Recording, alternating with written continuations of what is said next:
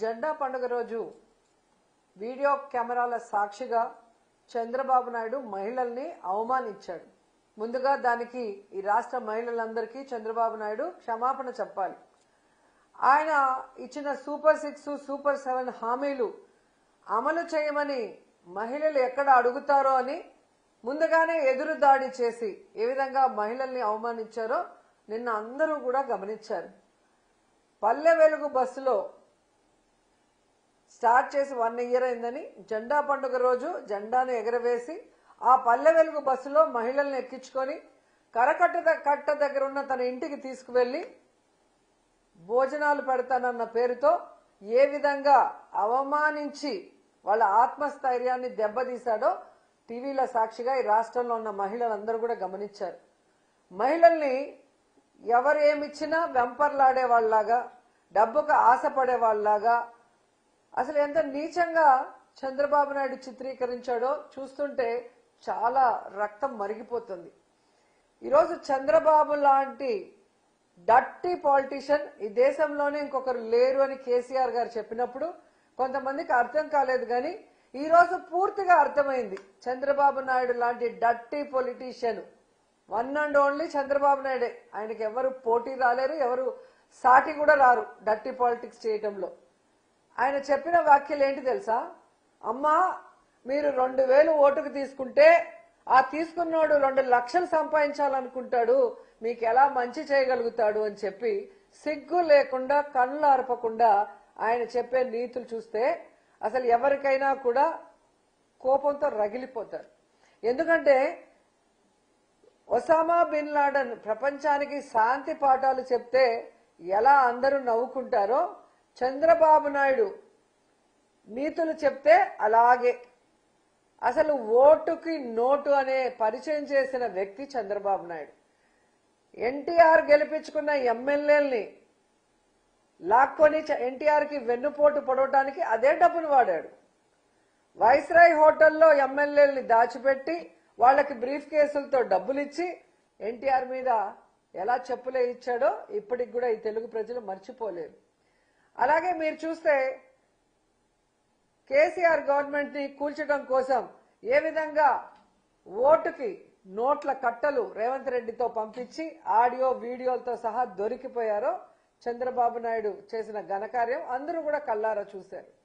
So ఈ రాష్ట్రంలో డబ్బుతో వ్యవస్థల్ని మేనేజ్ చేయటం, సొంత తండ్రి లాంటి మామను వెన్నుపోటు పొడటానికి అదే డబ్బులు వాడటం, ప్రజల్ని మోసం చేసి తాను అధికారంలో రావడానికి అదే డబ్బులు వాడటం, అలాగే తాను చెప్పిన హామీలు నెరవేర్చినట్లు చూపించడానికి పచ్చ ఛానళ్ళకి అదే డబ్బులు ఇచ్చి మేనేజ్ చేసుకోవటం, ఇవన్నీ కూడా ఆయన చేస్తూ ఓటుకు నోటు అని నీతులు చెప్తున్నాడు చూడు మహిళలకి. అది చంద్రబాబు నాయుడు గొప్పతనం. తప్పులన్నీ చంద్రబాబు నాయుడు చేస్తాడు, కానీ నిందలు ఎదుటి వాళ్ళ మీద వేయటానికి ఏ మాత్రం కూడా సిగ్గుపడడు. ఈరోజు క్లియర్గా నేను చంద్రబాబు నాయుడు గారిని అడుగుతున్నాను. చంద్రబాబు నాయుడు గారు, మీకు 2 ఎకరాలు ఉందని అందరికీ తెలుసు, ఈ రాష్ట్రంలో ఉన్న వాళ్ళందరికీ. ఆ 2 ఎకరాల్లో 1 ఎకరం మీ తమ్ముడికి పోతుంది. మరి 1 ఎకరాతో రాజకీయాల్లోకి వచ్చిన మీరు ఈరోజు 1,00,000 కోట్లకి ఎదిగారు అంటే ఇదే విధంగా దోచుకొని ఎదిగారని మీరు ఒప్పుకుంటున్నారు కదా. మరి మీ మీద ఎంక్వైరీ వేసి మిమ్మల్ని ఏం చేయాలో ఒకసారి మీరు చెప్పండి. ఈరోజు మీరు, లోకేష్, మీ మంత్రులు, మీ ఎమ్మెల్యేలు మేము డబ్బులు ఇచ్చి ఓట్లు కొనుక్కున్నాం కాబట్టి మేము మీకు ఏ వెల్ఫేర్ చేయము, ఏ డెవలప్మెంట్ చేయము, ఈ రాష్ట్రాన్ని దోచుకుంటాము, మా ఎమ్మెల్యేలు దోచుకోవడానికి పూర్తిగా సహకరిస్తాము అని చెప్పడం నిజం కాదా? నగిరి నియోజకవర్గంలో భానుప్రకాష్ ఏ రోజు పిల్లికి భిక్షం పెట్టినోడు కాదు. ఒక పేదవాడికి ఒక స్కూల్కి ఒక ఫీజు కట్టేదో, ఒక హాస్పిటల్కి ఒక బిల్లు కట్టిందో, ఎవరికైనా ఒక చిన్న హెల్ప్ చేసినవాడు కాదు. కానీ ఈరోజు తన హక్కు అన్నట్టుగా ఇసుక నుంచి, గ్రావెల్ నుంచి, కంకర్ నుంచి, గ్రానైట్ నుంచి ఏ విధంగా దోచుకుంటున్నాడో పట్టపగలే పోలీసుల కళ్ళుండి చూడలేకపోతున్నారు, రెవెన్యూ డిపార్ట్మెంట్ కళ్ళుండి చూడలేకపోతున్నారు. ప్రజలు నోరు కొట్టుకుంటున్నారు. ప్రజల సొమ్మంతా దోచుకొని తమిళనాడుకి, కర్ణాటకకి పంపిస్తున్నాడు అంటే మీ యొక్క సహకారమే కదా ఇప్పుడు చెప్పినట్టుగా 2000 ఇచ్చాం, మేము 2 లక్షలు, దానికి ఒక ఓటుకి 2 లక్షల లెక్కన మేము దోచుకుంటాం అన్నట్టు. ఇంతకన్నా సిగ్గుచేటుందా? ఇంతకన్నా వ్యవస్థల్ని భ్రష్టు పట్టించే నాయకుడు చంద్రబాబు నాయుడు కన్నా ఇంకొకరు ఉన్నారా అని నేను అడుగుతున్నా. ఈరోజు మహిళల్ని మాట్లాడుతున్నారు మీరు, సిగ్గుండాలి మీకు. ఎలక్షన్లప్పుడేమో అమ్మ చెల్లి తల్లి అని చెప్పి కాళ్ళు పట్టుకుంటారు, చేతులు పట్టుకుంటారు. ఓట్లు వేసిన తర్వాత అదే మహిళల్ని ఆగస్టు 15 రోజు పిలిచి మరీ అవమానించడం ఎంతవరకు సమంజసం? ఖచ్చితంగా చంద్రబాబు నాయుడు ఆయన పార్టీ మొత్తం కూడా మహిళలకి క్షమాపణ చెప్పాలని కూడా డిమాండ్ చేస్తున్నాం. ఈరోజు మీరు చూస్తే చంద్రబాబు నాయుడు, లోకేష్, వాళ్ళ మంత్రులు, ఎమ్మెల్యేలు, పార్టీ నాయకులు ఇంతవరకు మేము డబ్బులు ఇవ్వకుండా ఎలక్షన్ చేశాం, 2029లో కూడా మేము ₹1 కూడా ఎలక్షన్కి ఖర్చు పెట్టము అని చెప్పి ప్రమాణం చేయగలరా? చేసిన ప్రమాణం మీద నిలబడగలరా? ఎందుకంటే ఈ రాష్ట్రంలో రాజకీయాల్ని డబ్బుమయం చేసిన వ్యక్తి చంద్రబాబు నాయుడు.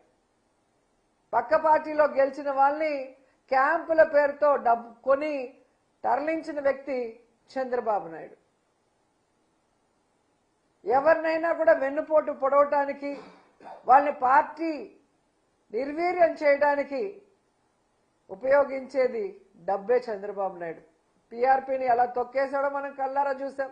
ఈరోజు జనసేన పార్టీని ప్యాకేజీలతో ఎలా తొక్కేస్తున్నాడో కూడా మనం కళ్ళారా చూస్తున్నాం. తన రాజకీయ భవిష్యత్తు కోసం ఎవరినైనా నోటుతో తొక్కేయడం చంద్రబాబు నాయుడుకి అలవాటు. కాబట్టి పచ్చకామర్లోడికి లోకమంతా పచ్చగా ఉంటుందని పాపం అక్కడికి వచ్చిన అమాయకమైన మహిళల్ని మీరు మోసగత్తెలు, మీరు డబ్బులకు అమ్ముడుపోయి ఓట్లేశారు, మీరు డబ్బులు తీసుకున్నారు కాబట్టి ఇప్పుడు మీకు ఏం చేయట్లేదు ఎమ్మెల్యేలు అని చెప్పి సిగ్గు లేకుండా ఒక ముఖ్యమంత్రి స్థాయి వ్యక్తి చెప్పడం అనేది దిగజారుడుతనమని కూడా ఈ సందర్భంగా తెలియజేస్తున్నా. ఓటుకు నోటని నీతులు చెప్పడం కాదు, ముందు నువ్వు ఇచ్చిన హామీలను నెరవేర్చమని చెప్పి చంద్రబాబు నాయుడిని హెచ్చరిస్తున్నాం. ఏదైతే మహిళలకు నువ్వు చెప్పావో 50 ఏళ్లకే ఎస్సీ ఎస్టీ మైనార్టీ వాళ్ళకి మీరు పెన్షన్ ఇస్తామన్నారు కదా, అది ముందు ఇవ్వండి.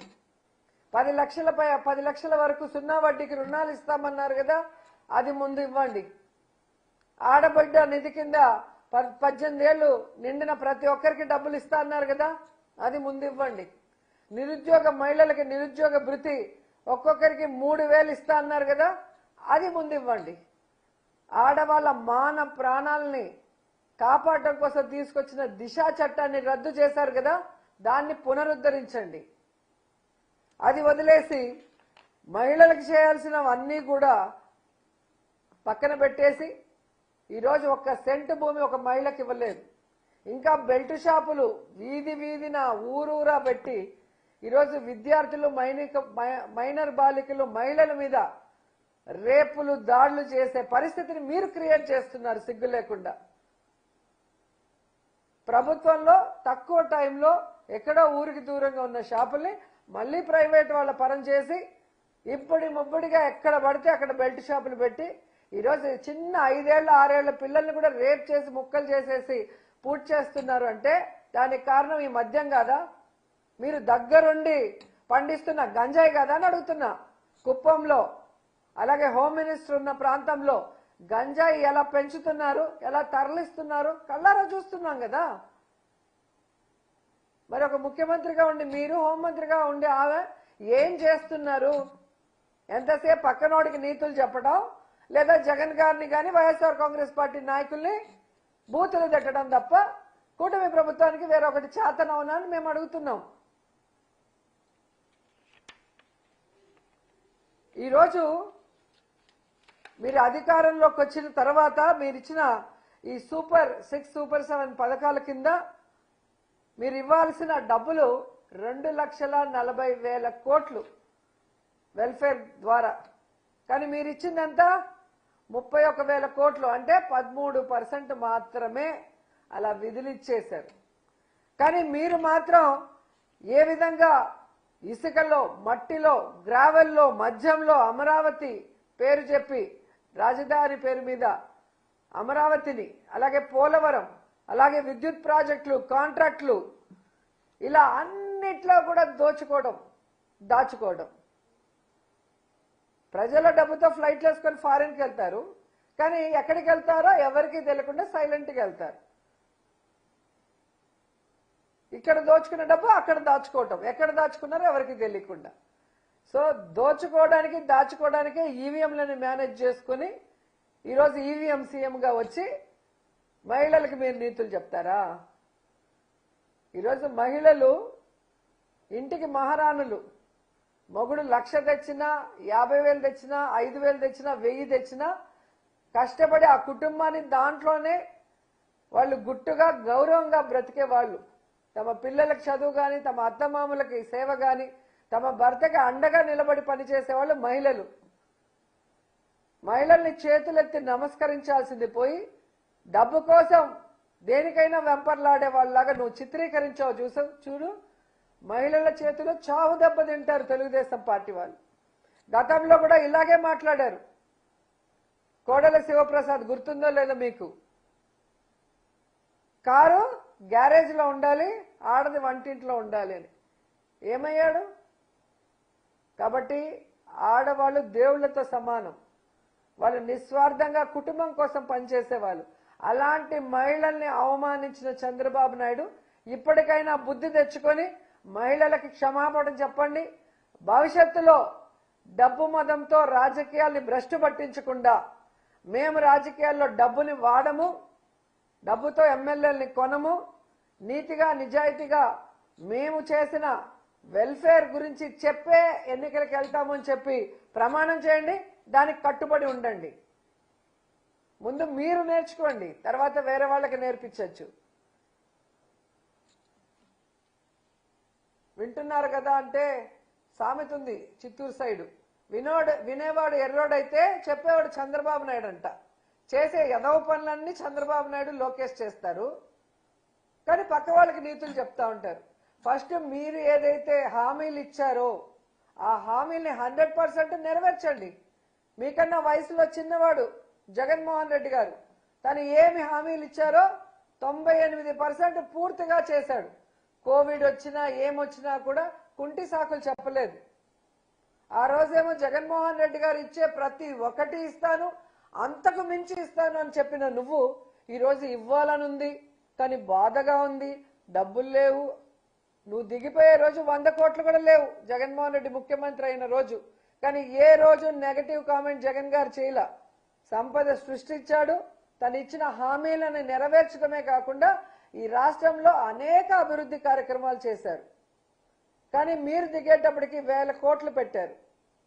కానీ మీరు సిగ్గు లేకుండా బీదేడుపులు ఏడుస్తూ సంపద సృష్టిస్తానని అప్పులు సృష్టిస్తూ ఆ అప్పుల్ని కూడా ప్రజల వెల్ఫేర్ కానీ డెవలప్మెంట్కి వాడకుండా కేవలం మీరు దోచుకోవడానికి మీ కాంట్రాక్ట్లకు పనులు చేయకుండానే పంచిపెడుతున్న విషయం కూడా ఈ రాష్ట్ర ప్రజలందరూ కూడా చూస్తున్నారు. ఖచ్చితంగా రాబోయే లోకల్ బాడీ ఎలక్షన్స్ లో ఈ రాష్ట్రాన్ని దోచుకున్న విధంగాని, ప్రజల్ని మోసం చేసిన విధంగాని, ముఖ్యంగా మహిళల్ని అవమానించిన విధం, వాళ్ళకిచ్చిన ఏ వెల్ఫేర్ నెరవేర్చకపోవడం అనేది వాళ్ళందరూ గుర్తుపెట్టుకొని కూటమి ప్రభుత్వానికి చావు దెబ్బ ఇస్తారని కూడా ఈ సందర్భంగా హెచ్చరిస్తున్నారు.